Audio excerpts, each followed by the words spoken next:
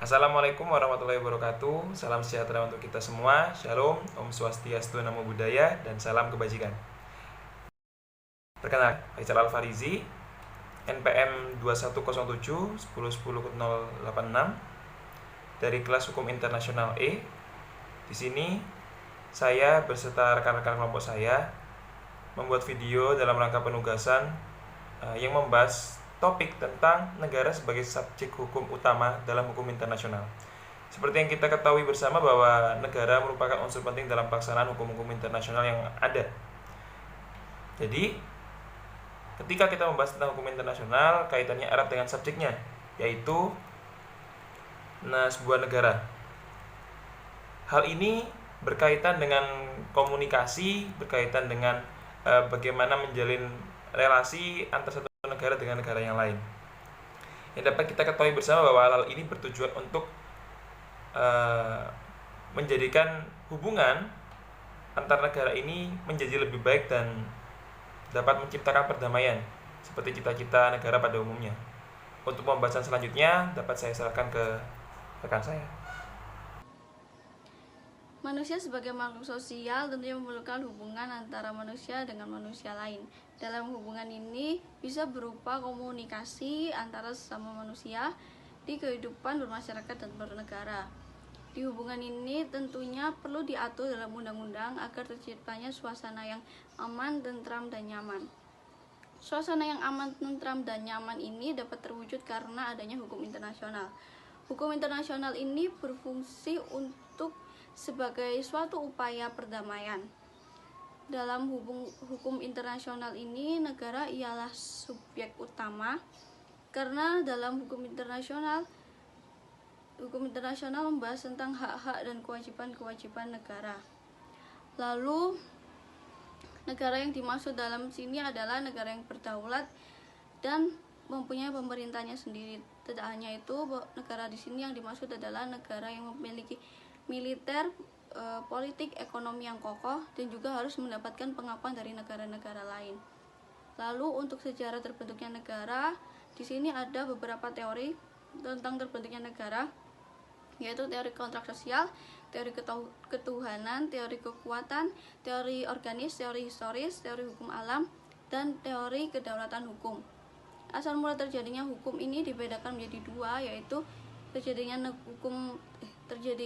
negara secara primer dan terjadinya negara secara sekunder. Terjadinya negara secara primer ini dimulai bertahap melalui adanya masyarakat hukum yang sederhana, kemudian berevolusi ke tingkat yang lebih maju dan tidak berhubungan dengan negara-negara sebelumnya. Jadi pada dasarnya dalam terjadinya negara secara primer ini membahas tentang satu negara pertama yang ada di dunia. Lalu berbeda dengan terjadi negara secara primer, terjadi negara sekunder ini membahas tentang negara yang dihubungkan dengan negara sebelumnya.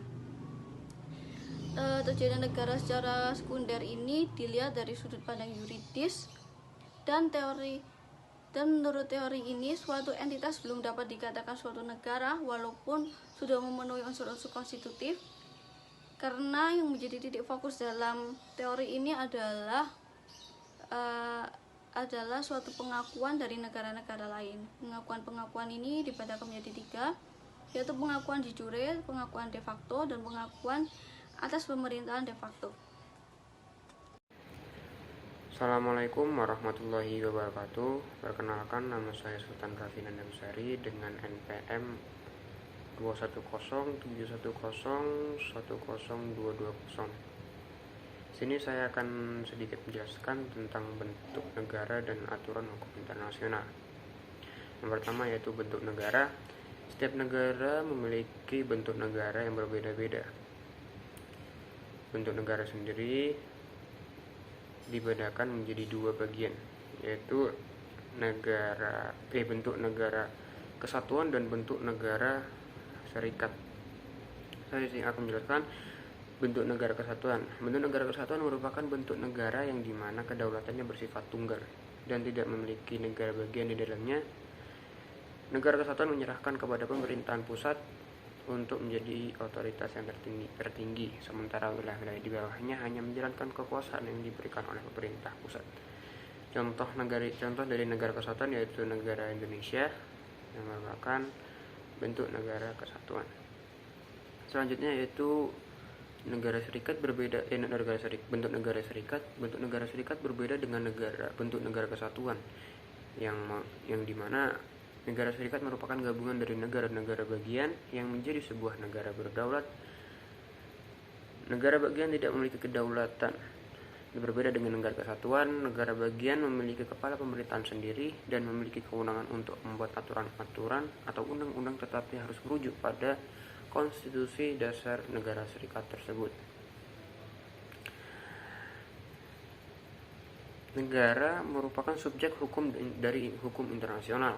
Seperti yang sudah disepakati dalam hukum internasional, suatu aturan internasional harus ditaati oleh negara yang ikut di dalamnya, sehingga tiap negara memiliki hak untuk berdiri sendiri dan sesuai dengan tata tertib hukum internasional, yaitu setiap negara berdeka berhak memiliki kedaulatan untuk mengatur segala sesuatu yang ada maupun yang terjadi di dalam daerah teritorialnya.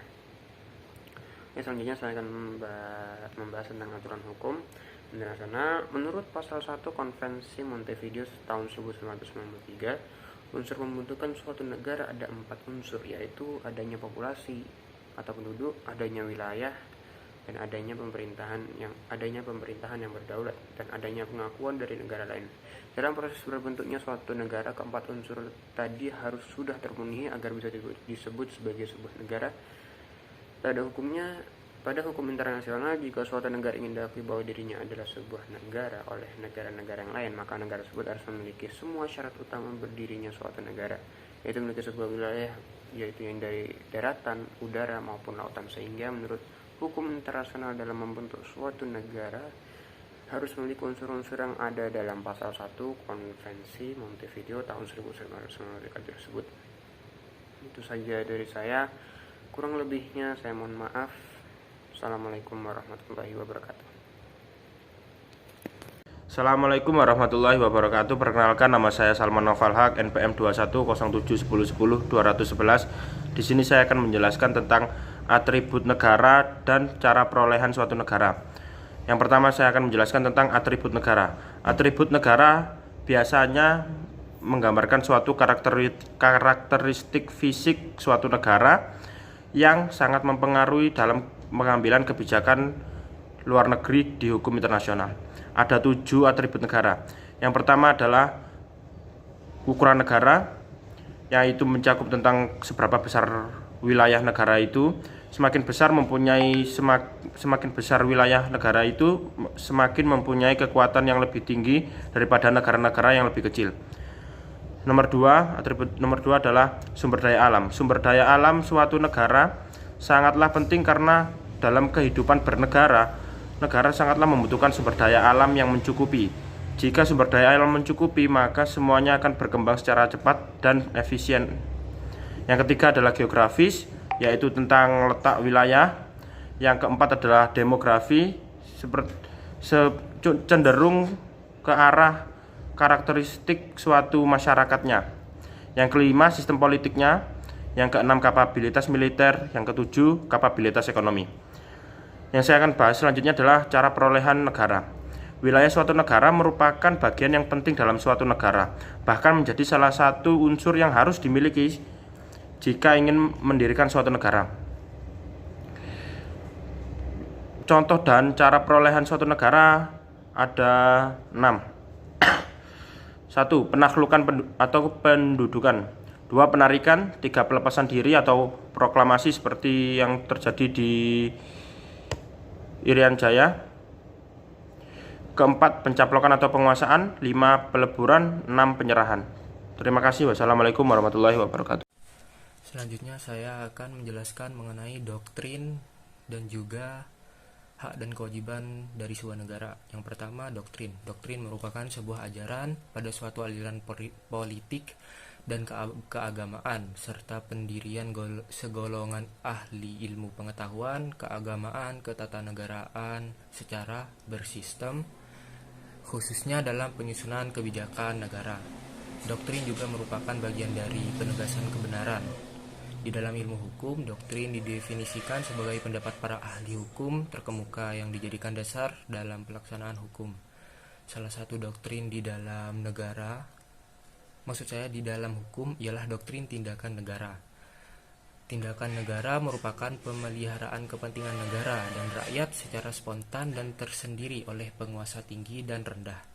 Dalam melakukan aktivitasnya, pemerintah negara melakukan dua macam tindakan biasa dan tindakan hukum. Tindakan pemerintah negara memiliki beberapa unsur, yaitu seperti berikut. 1.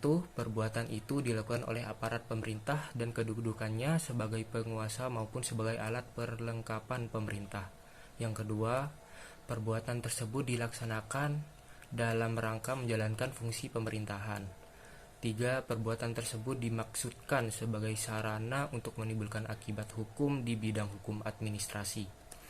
Yang keempat, perbuatan yang bersangkutan dilakukan dalam rangka pemeliharaan kepentingan negara dan rakyat. Selanjutnya yaitu hak dan kewajiban negara. Dalam batas-batas tertentu, hak dan kewajiban bernegara telah dipahami oleh masyarakat. Namun karena setiap orang melakukan berbagai kegiatan dalam kehidupan bernegara, apa yang menjadi hak dan kewajiban seringkali dilupakan. Dalam kehidupan bernegara, terkadang hak warga negara dihadapkan pada kewajibannya. Bahkan tidak jarang kewajiban warga negara dituntut lebih, sedangkan hak warga negara kurang diperhatikan.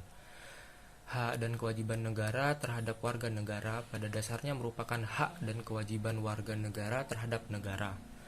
Negara sendiri memiliki hak seperti 1. Menciptakan peraturan dan perundang-undangan yang dapat mewujudkan ketertiban dan keamanan bagi keseluruhan rakyat. Yang kedua, melakukan monopoli terhadap sumber daya yang menguasai hajat hidup orang banyak. Yang ketiga, memaksa setiap warga negara untuk taat pada hukum yang berlaku di negara tersebut. Adapun kewajiban negara secara umum yaitu menjamin sistem hukum yang adil, menjamin hak asasi manusia, mengembangkan sistem pendidikan nasional bagi rakyat. Selanjutnya yaitu tentang suksesi negara.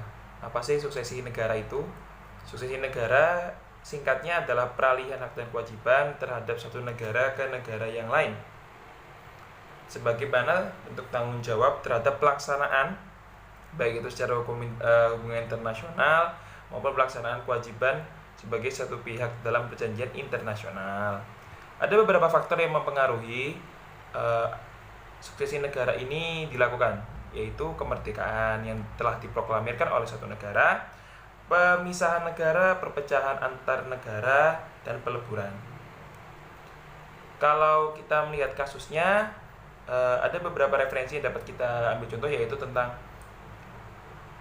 negara Hindia Belanda yang pada akhirnya menjadi sah namanya menjadi negara Indonesia setelah adanya proklamasi, serta konflik antara Pakistan sama India sehingga mereka memutuskan untuk mendirikan negara mereka masing-masing. Di dalam suksesi negara sendiri terdapat dua doktrin yang mana memang bertentangan karena munculnya ini karena kebijakan dari suksesi negara itu sendiri. Yang pertama, Acquired Right Doctrine yang menegaskan bahwa hak yang telah diperoleh suatu negara, utamanya negara asing, harus dihormati sehingga hak-hak negara ketiga ini mutlak, dalam arti tidak dapat dibantah. Lalu ada Clean State Doctrine, yaitu menyatakan bahwa negara pengganti tak punya kewajiban atau tak dibebani untuk melaksanakan kewajiban negara sebelumnya, atau yang sebelum suksesi negara tersebut mengikat negara pengganti, itu nggak bisa. Lalu ketika pelaksanaannya, suksesi negara sendiri juga tidak cukup optimal dalam pelaksanaannya karena metode penyelesaiannya juga tak sama. Artinya penyelesaian dari hal-hal yang kaitan dengan masalah negara ini diputuskan oleh keadaan negara itu sendiri. Namun hal ini mendapat sedikit kelonggaran atau sedikit jalan keluar ketika dalam konvensi Wina telah diperjelas bahwasanya tentang pembahasan yang berorientasi pada pelaksanaan suksesi negara. Salah satunya adalah kontinuitas perjanjian internasional untuk negara pengganti. Karena yang bisa kita lihat di doktrin sendiri ini adalah dua hal yang bertolak belakang. Dari sini kita bisa mengambil kesimpulan dari apa yang dikatakan rekan-rekan Pakistan sama India, sehingga mereka memutuskan untuk mendirikan negara mereka masing-masing. Di dalam suksesi negara sendiri terdapat dua doktrin yang mana memang bertentangan, karena munculnya ini karena kebijakan dari suksesi negara itu sendiri. Yang pertama, Acquired Right Doctrine, yang menegaskan bahwa hak yang telah diperoleh suatu negara, utamanya negara asing, harus dihormati sehingga hak-hak negara ketiga ini mutlak, dalam arti tidak dapat dibantah. Lalu ada Clean State Doctrine, yaitu menyatakan bahwa negara pengganti tak punya kewajiban atau tak dibebani untuk melaksanakan kewajiban negara sebelumnya, atau yang sebelum suksesi negara tersebut mengikat negara pengganti, itu nggak bisa. Lalu ketika pelaksanaannya, suksesi negara sendiri juga tidak cukup optimal dalam pelaksanaannya, karena metode penyelesaiannya juga tak sama. Artinya penyelesaian dari hal-hal yang kaitan dengan masalah negara ini diputuskan oleh keadaan negara itu sendiri. Namun hal ini mendapat sedikit kelonggaran atau sedikit jalan keluar ketika dalam konvensi Wina telah diperjelas bahwasanya tentang pembahasan yang berorientasi pada pelaksanaan suksesi negara. Salah satunya adalah kontinuitas perjanjian internasional untuk negara pengganti. Karena yang bisa kita lihat di doktrin sendiri ini adalah dua hal yang bertolak belakang. Dari sini kita bisa mengambil kesimpulan dari apa yang dikatakan rekan-rekan termasuk saya, bahwasanya negara merupakan hal penting dalam hukum internasional. Karena negara merupakan pelaksana dalam upaya penerapan hukum internasional. Negara memiliki beberapa unsur atau bagian dalam pelaksanaannya, dan ada beberapa regulasi termasuk suksesi negara tadi dalam pelaksanaan hukum internasional tanpa harus melanggar hukum yang ada dalam negara tersebut.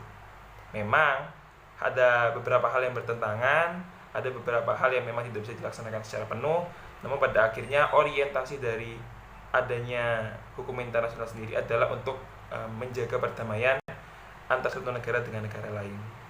Mungkin sekian dari kelompok kami. Terima kasih atas perhatiannya. Mohon maaf jika masih memiliki banyak kekurangan dalam narasi maupun dalam video kami. Sekian, terima kasih. Wassalamualaikum warahmatullahi wabarakatuh. Salam sejahtera untuk kita semua.